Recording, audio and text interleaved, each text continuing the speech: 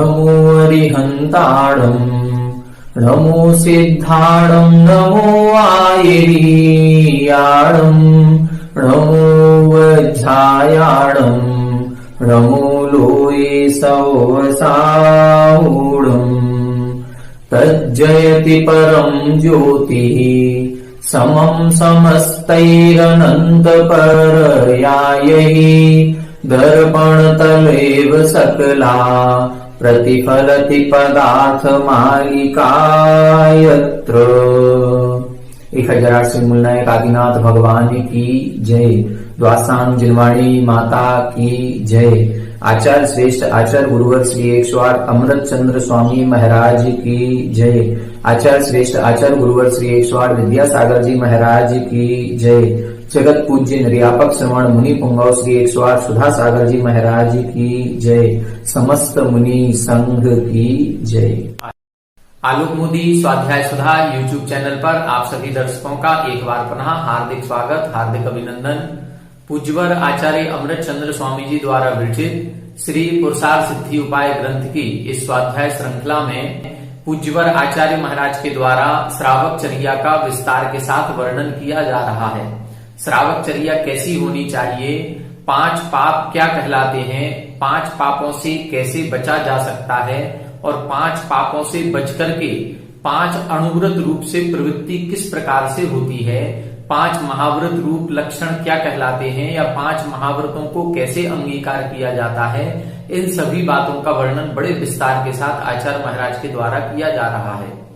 हम सभी इस वर्णन में अभी तक हिंसा पाप, झूठ पाप और चोरी पाप को विस्तार के साथ समझ चुके हैं।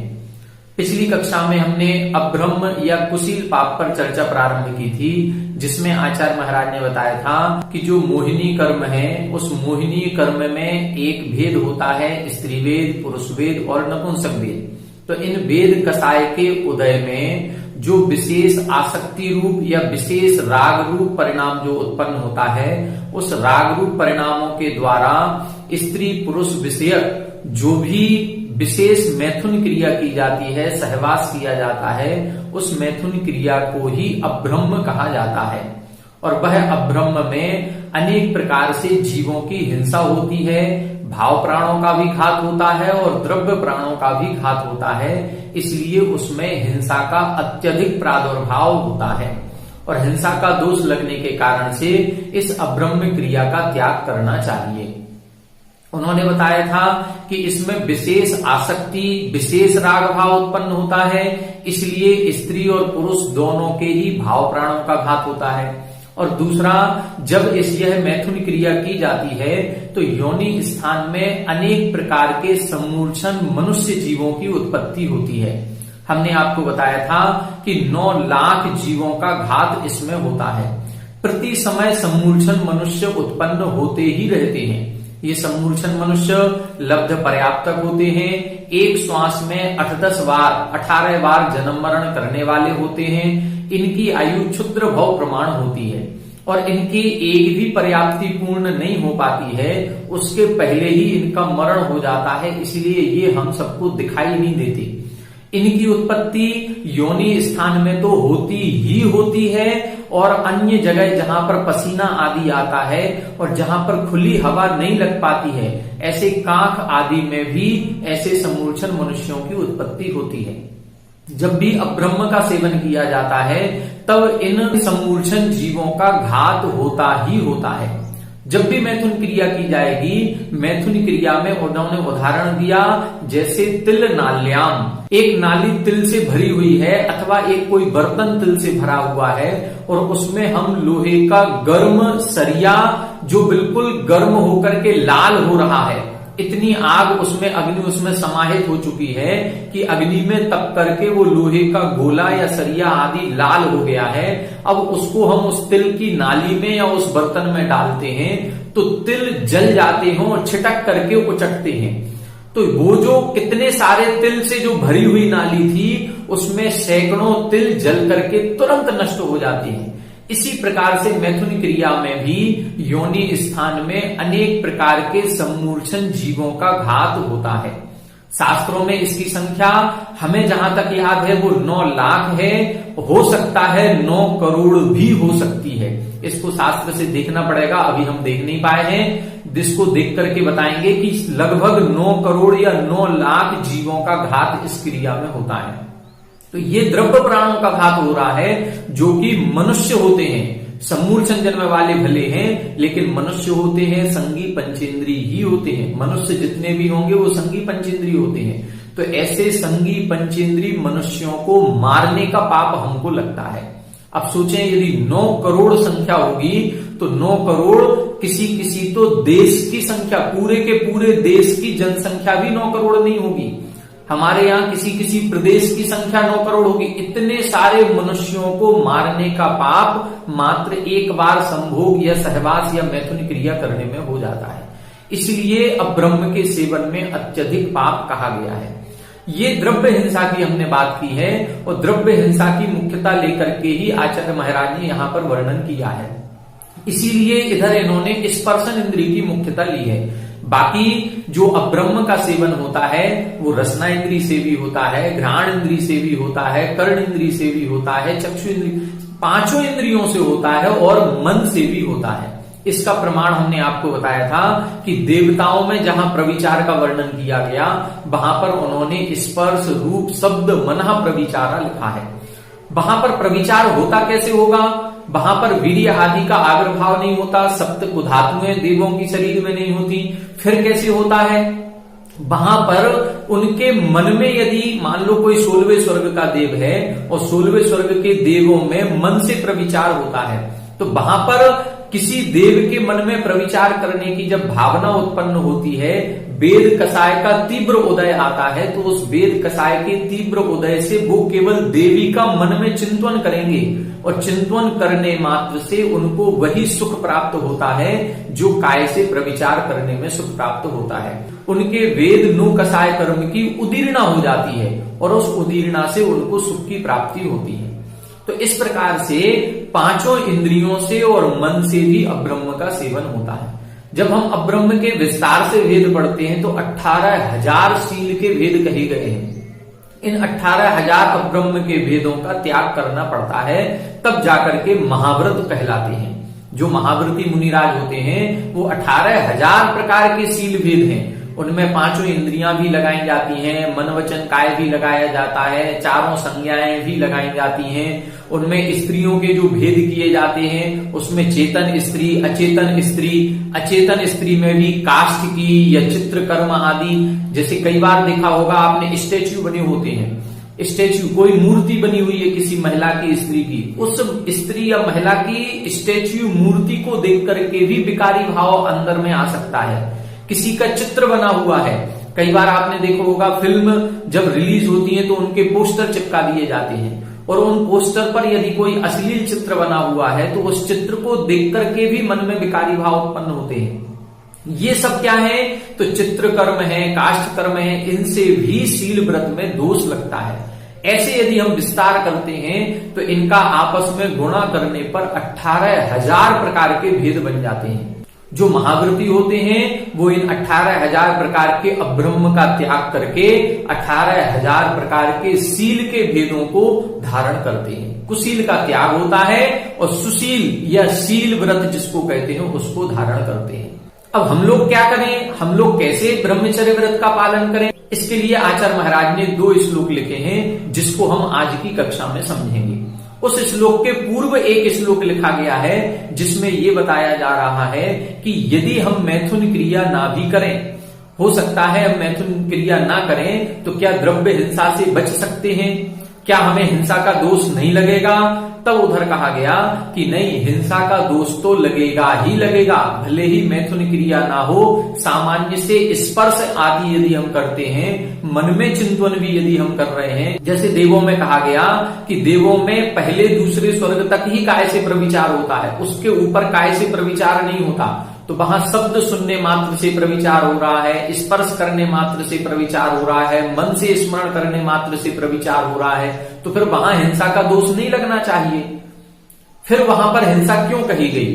तब इधर उसका पहले पूर्व श्लोक में उत्तर दे रहे हैं कि वहां पर हिंसा किस रूप में होती है, इसका उत्तर पहले श्लोक में दिया जा रहा है। आइए पहले श्लोक का अर्थ समझते हैं, फिर इसके बाद अपन दूसरे श्लोक का अर्थ समझेंगे, जिसमें आचार्य महाराज बताएंगे कि हम ब्रह्मचर्य व्रत का पालन किस प्रकार से कर सकते हैं। तो आइए पहले हम पहले श्लोक का उच्चारण करेंगे, फिर उसका अर्थ समझने का प्रयास करेंगे। यदपि क्रियते किंचिन मदनोद्रेकादनंगरमणादि तत्रापि भवति हिंसा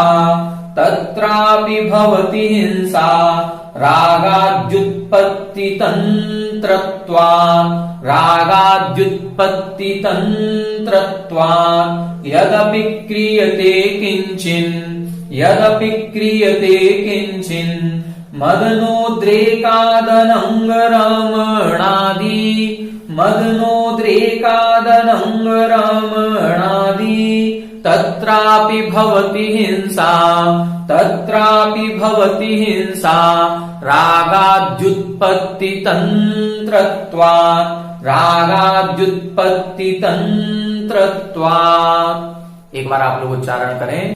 यदपि क्रियते किंचिन् मदनोद्रेकादनंगरमणादि तत्रापि भवति हिंसा रागाद्युत्पत्तितंत्रत्वात् यदपि क्रियते किंचिन् मदनोद्रेकादनंगरमणादि तत्रापि भवति हिंसा रागाद्युत्पत्तितंत्रत्वात्। आइए देखते हैं, अब इस श्लोक का अर्थ देखते हैं। यहाँ पर आचार्य महाराज ये बता रहे हैं कि यदि कोई ये कहे कि हम काय से प्रविचार नहीं कर रहे हैं, हम मैथुन क्रिया नहीं कर रहे हैं, तो जो आपने एक उदाहरण दिया है कि तिल की नाली में गर्म लोहे का जब कोई सरिया आदि जाता है तो उससे अनेकानेक तिल के समान जीवों की हिंसा होती है, और जब हम मैथुन क्रिया ही नहीं करेंगे तो फिर ये हिंसा भी नहीं होगी, तो फिर हमें हिंसा का दोष नहीं लगना चाहिए। जो देवता है उनमें स्पर्श आदि से, शब्द आदि के सुनने में जो अब्रह्म का सेवन होता है उसमें हिंसा नहीं लगनी चाहिए,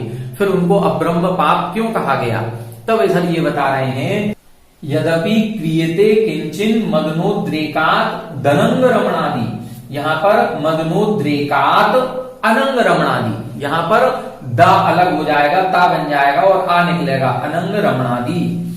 यत किंचिन, जो कुछ भी, यत किंचिन, ना का ता बनेगा, जब संधि इसको विच्छेद करेंगे तो ना का हो जाएगा किंचित। यत किंचित अपि, जो कुछ भी अनंग रमणादि क्रियते, अनंग रमण किया जाता है। अनंग रमण किसे कहते हैं? अनंग रमण का मतलब है जो जननांग होते हैं, जिनसे प्रजनन किया जाता है या जो मैथुन किया जाता है, उन अंगों को छोड़ करके अन्य अंगों से जो क्रिया की जाती है उसको बोलते हैं अनंग क्रिया। ये कैसे होती है? मदनोद्रेकात, तीव्र काम भाव होने से। मदन उद्रेकात, उद्रेक का मतलब है तीव्र काम वासना हमारे अंदर हो, तीव्र राग की उत्पत्ति जब हमारे अंदर होती है तब उस तीव्र राग की उत्पत्ति के कारण से ऐसे भाव उत्पन्न होते हैं जो प्रजनन के मुख्य अंगों को छोड़ करके अन्य अंगों से वहां पर क्रिया की जाती है और अन्य अंगों का स्पर्श आदि किया जाता है। जो भी क्रिया होती है उससे हम भली भांति परिचित हैं, उसका ज्यादा विस्तार करने की आवश्यकता नहीं है।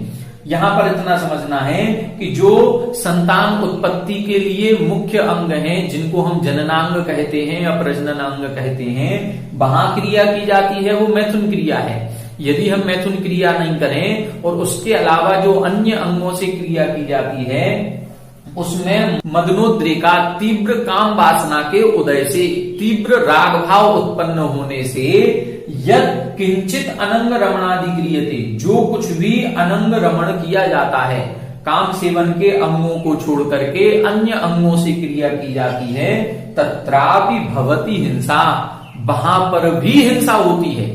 वहां कौन सी हिंसा हो रही है? अब द्रव्य प्राणों का, उन जीवों का घात नहीं हो रहा है, लेकिन रागादि उत्पत्ति तंत्रत्वात्, क्योंकि राग आदि की उत्पत्ति तो हो ही रही है, बिना मदन उद्रेकात, बिना तीव्र काम वासना के अनंग क्रीड़ा करने का भाव उत्पन्न नहीं होगा। और यदि मदन उद्रेकात, जो तीव्र काम वासना उत्पन्न हो रही है, उसमें राग आदि उत्पत्ति, राग द्वेष की उत्पत्ति होगी ही होगी। बिना राग की उत्पत्ति के तीव्र काम वासना नहीं हो सकती, और तीव्र काम वासना हो रही है तो फिर अनंग क्रीड़ा भी होगी। तो जो अनंग क्रीड़ा की जा रही है उसमें भी तत्रापि भवति हिंसा, उसमें भी हिंसा होती है। कौन सी हिंसा होगी? वहां पर भाव हिंसा का दोष लगेगा ही लगेगा। इस प्रकार से इधर इन्होंने इस श्लोक में ये बताया है कि भले हम मैथुन क्रिया करें या ना करें, यदि हम स्त्री मात्र का राग भाव से स्पर्श भी कर रहे हैं, यदि हम स्त्री मात्र का राग भाव से हम शब्द आदि भी सुन रहे हैं, यदि हम स्त्री मात्र का राग भाव के द्वारा मन से स्मरण भी कर रहे हैं, तो भी हमें अब्रह्म सेवन का दोष लगेगा ही लगेगा। कई बार ऐसी स्थितियां हो जाती हैं जो हम मन में मात्र चिंतन कर रहे हैं, हमने किसी स्त्री को स्पर्श भी नहीं किया, लेकिन मन में तरह तरह के विचार आते हैं, मन से अब्रह्म सेवन करने के भाव आते हैं, तो उसमें हमको दोष लगेगा, वहां पर भी हिंसा का दोष है। कई बार ऐसा होता है जैसे देव देवियों में वहां पर शब्द से प्रविचार कहा गया, तो देवों को देवियों के द्वारा जो गाना गाया जा रहा है, भजन गाया जा रहा है, जो कुछ भी वो बोल रहे हैं, उन शब्दों को सुनने से भी एक अलग आकर्षण उत्पन्न होता है। ऐसा आकर्षण होता है कि उसकी आवाज सुनने की ही इच्छा होती है, और उस आवाज सुनने मात्र से उनके अंदर एक संतुष्टि उत्पन्न होती है। ऐसी स्थिति हम मनुष्यों के साथ भी होती है। कई बार हम अकेले फोन पर, मोबाइल पर बात कर लेते हैं तो भी बहुत अच्छा लगने लगता है। तो ये क्या है? ये शब्द आदि को सुनने से ये कर्ण इंद्रिय का अब्रह्म सेवन हमारा हो गया। तो इस प्रकार से सभी इंद्रियों से अब्रह्म का सेवन होता है, ये इधर स्पष्ट इन्होंने किया है। ऐसा नहीं है कि केवल काय से प्रविचार किया जाए तो उसमें ही हिंसा होती है। काय से प्रविचार कर रहे हैं तब तो दोनों हिंसा हो ही रही है, द्रव्य प्राणों का भी घात हो रहा है और भाव प्राणों का भी हो रहा है। यदि हम काय से प्रविचार ना भी करें और अन्य इंद्रियों से चिंतन मात्र हो रहा है या शब्द मात्र यदि हम सुन रहे हैं, तो भी उसमें हिंसा होती है। वो कौन सी हिंसा हो रही है? वो रागादि उत्पत्ति तंत्रत्वात्, वहां पर भाव हिंसा नियम से होगी ही होगी। अब इस हिंसा से हम कैसे बचें? तब आगे का श्लोक आचार्य महाराज बता रहे हैं। उस आगे के श्लोक में बता रहे हैं कि इस अब्रह्म से कैसे बचा जा सकता है, कैसे हम महाव्रतों को अंगीकार करें, कैसे हम अणुव्रतों को अंगीकार करें। तो आइए देखते हैं अगला श्लोक। आइए देखें, पहले इस श्लोक का उच्चारण कर लेते हैं, फिर इसका अपन अर्थ समझने का प्रयास करेंगे। ये निज कलत्र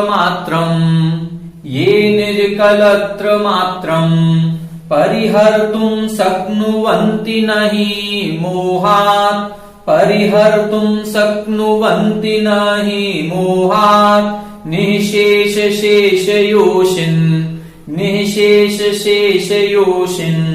निषेवणं तैरपि न कार्यम्,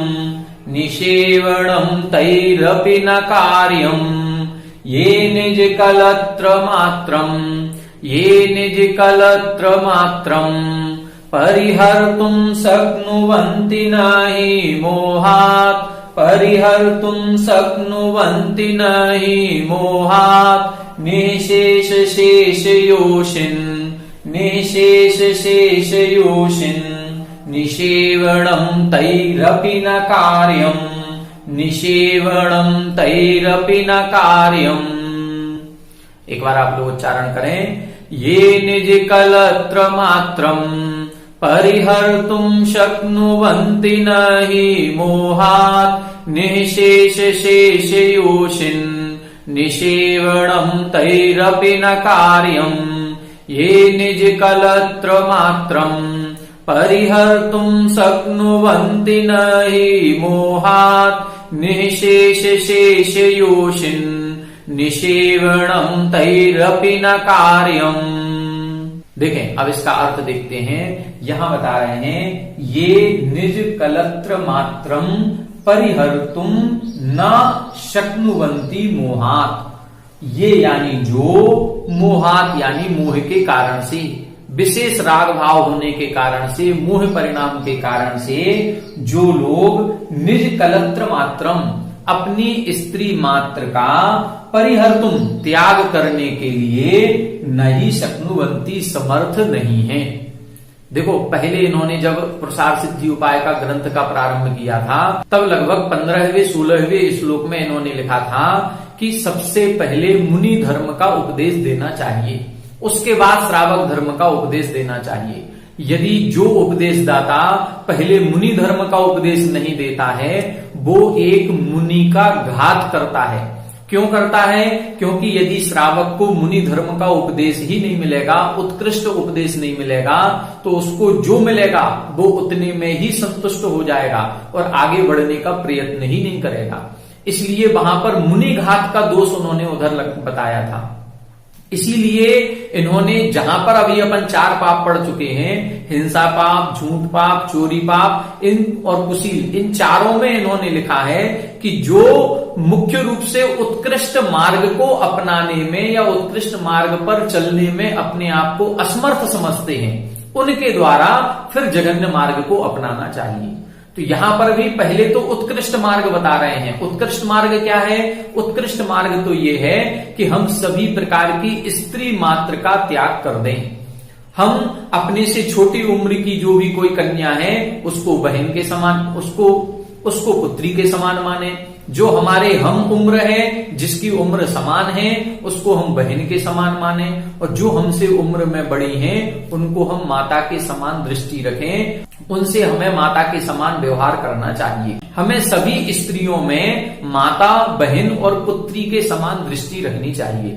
हम स्त्री मात्र का त्याग करें, हम 18,000 शील व्रतों का पालन करें, मन से भी किसी भी स्त्री के बारे में ना सोचें और इस प्रकार से मुनि व्रतों को अंगीकार करें। ये है उत्कृष्ट मार्ग।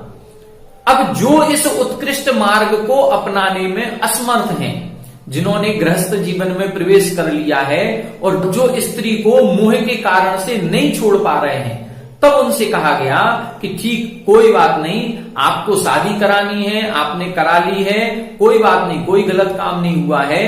अब आप ब्रह्मचर्य अनुव्रत का पालन कर सकते हैं। अब आप अपनी स्त्री मात्र का संकल्प कीजिए कि मैं अपनी स्त्री के साथ ही भोग करूंगा, अन्य जितनी भी स्त्रियां हैं उनके साथ माता, बहन और पुत्री की दृष्टि रखूंगा। इसको बोलते हैं ब्रह्मचर्य अनुव्रत, या इसको बोलते हैं स्वदार संतोष व्रत, या इसको बोलते हैं परदार निवृत्ति व्रत। उसको परिदार निवृत्ति भी बोला जाता है, स्वदार संतोष भी बोला जाता है। दार का मतलब होता है दारा, मूल शब्द क्या है? दारा। दारा का मतलब होता है स्त्री। यहां कलत्र, कलत्र का मतलब भी क्या है? स्त्री। तो जो अपनी स्त्रियों में संतुष्ट है उसको बोलते हैं स्वदार संतोष व्रत। जिसने ऐसा नियम ले लिया है कि मैं अपनी स्त्री के साथ ही भोग करूंगा और अन्य स्त्रियों के साथ माता बहन की दृष्टि रखूंगा, उसको बोलते हैं ब्रह्मचर्य अनुव्रत। और जो स्त्री मात्र का त्याग कर देता है, शादी भी नहीं कराता है, बाल ब्रह्मचारी रहता है, उसको बोलते हैं हम महाव्रती। तो यहां लिख रहे हैं ये मोहा, जो मोह के कारण से निज कलत्र मात्रम, निज यानी अपनी, कलत्र यानी स्त्री, मात्रम यानी स्त्री मात्र का, अपनी स्वयं की स्त्री मात्र का भी त्याग करने में, परिहर्तुम यानी छोड़ने में न शक्नुवंती, समर्थ नहीं है। जो अपनी स्त्री को नहीं छोड़ पा रहे हैं, उनके अंदर राग भाव की उत्पत्ति अधिक होती है, उनके काम वासना जगती है, तब उनसे कहा गया यदि आपके अंदर विकारी परिणाम होते हैं तो आप संकल्प पूर्वक एक स्त्री के साथ शादी करें, विवाह करें और उसी के साथ अपनी काम वासना की पूर्ति करें, उसी के साथ अपने स्पर्श सुख का भोग करें।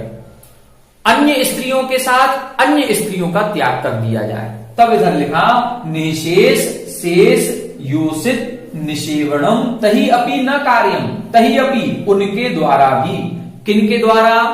जो अपनी स्त्री का त्याग करने में समर्थ नहीं है, तही अपि उनके द्वारा निशेष शेष योषित, ना का ता बन जाएगा।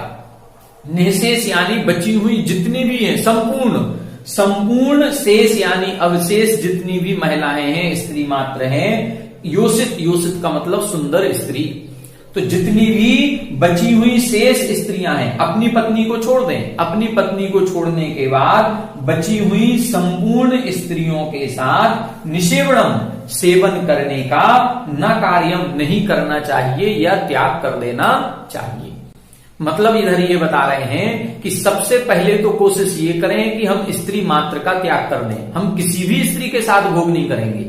लेकिन यदि ऐसा संभव नहीं है, हमारे विकारी परिणाम होते हैं, हमें स्पर्श सुख का अनुभव करना है, ऐसी इच्छा जागृत होती है, हम अपनी इच्छाओं पर नियंत्रण नहीं कर पा रहे हैं, तब कहा गया कि संकल्प पूर्वक विधि पूर्वक जिस स्त्री के साथ आपका विवाह हुआ है आप उसी स्त्री के साथ संभोग करें, उसी स्त्री के साथ भोग आदि को भोगें। लेकिन अन्य जितनी भी स्त्रियां हैं उनका त्याग कर देना चाहिए। निशेष शेष योषित, शेष यानी बची हुई, निशेष यानी संपूर्ण, योषित यानी स्त्रियों में निषेवणम अर्थात भोग करने का न कार्यम नहीं करना चाहिए अथवा त्याग कर देना चाहिए। तो इधर इन्होंने स्पष्ट कर दिया कि अणुव्रत लें अथवा महाव्रत लें। महाव्रत लेने में जब हम असमर्थ हो जाएं तो अणुव्रतों का पालन करना चाहिए। अणुव्रतों में भी जब व्रत प्रतिमा लेते हैं तो व्रत प्रतिमा में हम अणुव्रती कहलाते हैं। दूसरी प्रतिमा जो होती है दूसरी प्रतिमा में अणुव्रती कहलाते हैं। सातवीं प्रतिमा होती है ब्रह्मचर्य प्रतिमा। जिसने अभी सातवीं प्रतिमा नहीं ली है, छठवीं प्रतिमा तक है, वो छठवीं प्रतिमा वाला व्यक्ति अपनी स्त्री के साथ भोग कर सकता है। यदि कोई कुंवारा लड़का है या कुंवारी लड़की है जिसकी अभी शादी नहीं हुई है तो ऐसा छठवीं प्रतिमा वाला अविवाहित युवक या युवती शादी भी कर सकते हैं। शादी करने में कोई दोष नहीं। कब तक? छठवीं प्रतिमा तक। व्रती प्रतिमाधारी अणुव्रती शादी करते हैं। जैसे तीर्थंकर जितने भी होते हैं इनके 8 वर्ष अंतर मुहूर्त में पंचम गुण स्थान हो जाता है। ये 8 वर्ष अंतर मुहूर्त में वृत्ति हो जाते हैं और वृत्ति होने के बाद इनका विवाह भी होता है और ये अपनी स्त्रियों के साथ भोग भी करते हैं। तो व्रत प्रतिमा के साथ विवाह करने में कोई आपत्ति नहीं है, कोई भोग भोगने में आपत्ति नहीं है। शादी के बाद संतान उत्पत्ति भी हो सकती है, कोई बाधा नहीं। लेकिन सप्तम प्रतिमा जब होती है तो सप्तम प्रतिमा में अपनी स्त्री के साथ भी मन वचन काय कृत कारित अनुमोदना इन नव कोटियों से भोग भोगने का त्याग कर दिया जाता है। यदि हमारी शादी हो चुकी है, बच्चे वगैरह हो चुके हैं और अब हम एक ऐसे उम्र के पड़ाव पर पहुंच चुके हैं जहां से अब हमें धर्म के मार्ग में प्रवेश करना है, तो वहां पर हम सप्तम प्रतिमा लेकर के अपनी इच्छाओं पर नियंत्रण कर सकते हैं और ब्रह्मचर्य व्रत का पालन कर सकते हैं। तो वहां से सप्तम प्रतिमा में फिर अपने मन वचन काय और कृत कारित अनुमोदना से अपनी स्त्री के साथ भी भोग नहीं किया जाएगा। मन में वो विचार ही नहीं आने चाहिए। और बल्कि इतना तक कहा गया है कि ऐसे व्यक्ति फिर अन्य किसी के भी अपने रिश्तेदारों में यदि कोई शादी समारोह होता है तो उस शादी समारोह में भी अटेंड नहीं करेंगे, उसमें भी नहीं जाएंगे। क्यों नहीं जाएंगे? क्योंकि फिर अनुमोदना का दोष लगेगा। किसी के विवाह आदि नहीं करवाएंगे, किसी को रिश्ते नहीं बताएंगे कि ये हमारी लड़की है, ये इसका लड़का है, आपको ये बहुत अच्छा संबंध रहेगा, नहीं बताएंगे। स्वयं की यदि कोई संतान है तो स्वयं की संतान का तो उत्तरदायित्व उन दंपत्ति का है ही, तो स्वयं के बच्चों का तो पालन पोषण करेंगे, उनके शादी विवाह भी करवाएंगे। लेकिन अन्य के रिश्तेदारी में मुखिया बन करके आगे होकर के किसी के भी विवाह आदि को संपन्न नहीं करवाएंगे, ना उनके लिए रिश्ते आदि बताएंगे, क्योंकि इसमें अनुमोदना का दोष लगता है। तो जब ब्रह्मचर्य प्रतिमा का पालन किया जाता है वहां से कृत कारित अनुमोदना और मन वचन काय इन नव कोटियों से स्त्री मात्र का त्याग हो जाता है। यहां तक पहुंचने के लिए हमें पहले से ही भावना बनानी पड़ेगी। जिस दिन शादी हो उसी दिन शादी होते ही ब्रह्मचर्य अनुव्रत का नियम लें कि हमने जिस स्त्री से विवाह किया है हम केवल उसी के साथ भोग करेंगे, अन्य के साथ नहीं करेंगे। उसमें भी अब कुछ नियम ऐसे लें जैसे अष्टमी चतुर्दशी, जैसे पर्युषण पर्व, 10 लक्षण महापर्व 10 दिन के आते हैं, जैसे 3 शाखा की अष्टानिका महापर्व आते हैं। ये महापर्व कहलाते हैं, शाश्वत पर्व कहलाते हैं। इन शाश्वत पर्व में महीने की 2 अष्टमी 2 चतुर्दशी, महीने के ये 4 दिन तो ये हो गए। फिर इसके बाद 10 दिन पर्युषण के और उसके बाद अष्टानिका पर्व में जो 8-8 दिन के 3 अठाई आती हैं, इनमें हम नियम से ब्रह्मचर्य का पालन करेंगे ही करेंगे। इसके अलावा अन्य किसी अक्षय क्षेत्र या सिद्ध क्षेत्र पर हम तीर्थ यात्रा वंदना के लिए जाते हैं, तो वहां के उस पवित्र स्थल पर जाकर के भी हम ऐसे पाप के कार्य नहीं करेंगे। ऐसा संकल्प हमें शादी के दिन ही कर लेना चाहिए। फिर जाकर के धीरे धीरे धीरे धीरे बढ़ते बढ़ते हम प्रति वर्ष का एक दिन का नियम ले सकते हैं।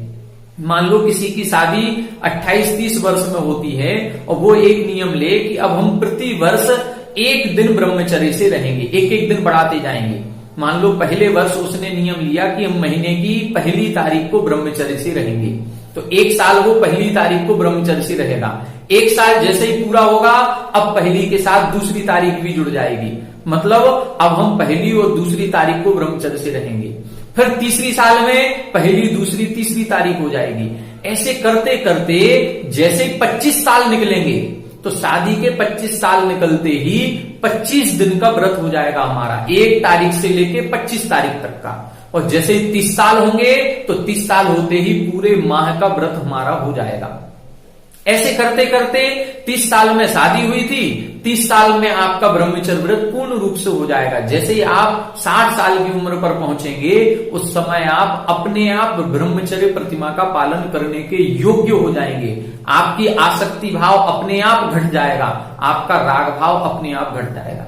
तो हमें ये कोशिश करनी चाहिए कि ब्रह्मचर्य अणुव्रत का पालन हम कैसे करें। इसके लिए इस प्रकार से किया जा सकता है। सबसे पहले गृहस्थों को जो महापर्व हैं उनका त्याग करें। अष्टमी, चतुर्दशी, अष्टानिका, पर्युषण महापर्व आदि तीर्थक्षेत्र आदि पर भी हम ब्रह्मचर्य से रहने का प्रयास करें।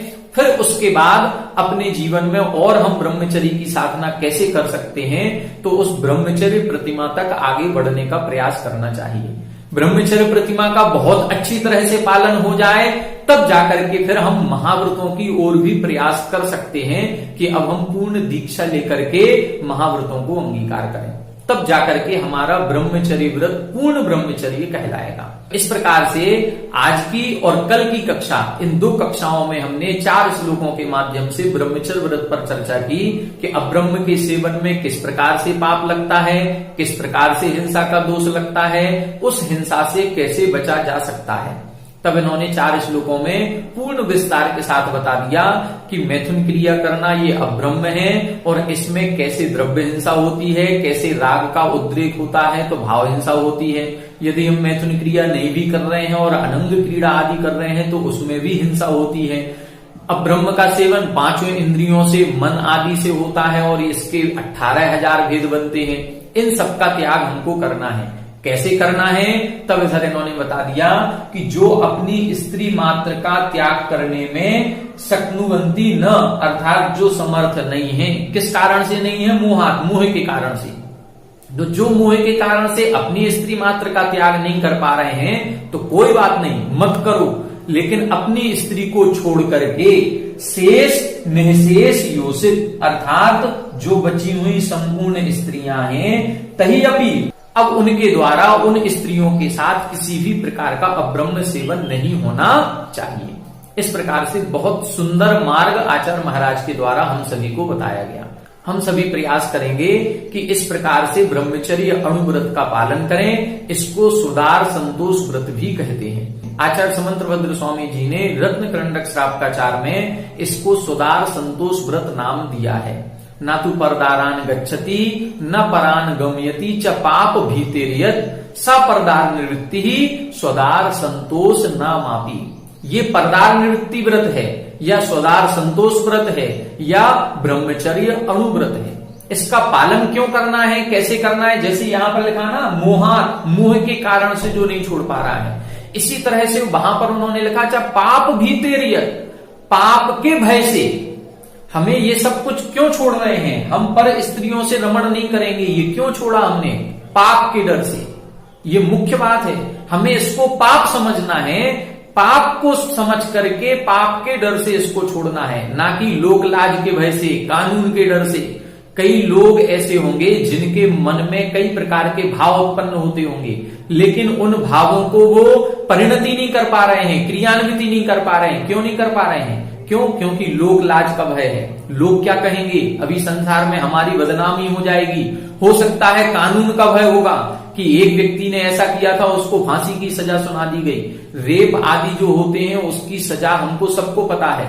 तो उस कानून के भय से भी हम इस पाप को करने से डर रहे हैं, इसलिए नहीं कर रहे हैं। लेकिन हमें ना तो कानून का भय से इसको छोड़ना है, ना हमें लोग समाज का भय से, लज्जा के भय से इसको छोड़ना है। हमें क्यों छोड़ना है? पाप भीते, इस क्रिया में पाप का बंध होता है, ऐसा मान करके हमें इस क्रिया को छोड़ना है। ना कि लोकलाज के कारण से या कानून आदि के कारण से, राजा के भय आदि से नहीं छोड़ना है। पाप मान करके इसको हम छोड़ेंगे तो अलग प्रकार के पुण्य का बंध हमको होगा। तो इस प्रकार से हम सभी ब्रह्मचर्य व्रत की साधना करें, ब्रह्मचर्य व्रत पर आगे बढ़ते हुए अपनी आत्मा में रमण करने का प्रयास करेंगे। ऐसी भावना के साथ आज की कक्षा में इतना ही। अगली कक्षा में अब हम परिग्रह परिमाण व्रत पर चर्चा करेंगे। परिग्रह पाप क्या कहलाता है, परिग्रह का त्याग कैसे किया जाता है, परिग्रह का परिमाण कैसे किया जाता है, इस पर विशेष चर्चा आचार्य महाराज के द्वारा इस ग्रंथ में की जाएगी। आप सभी हमारे साथ बने रहें। सभी को जय।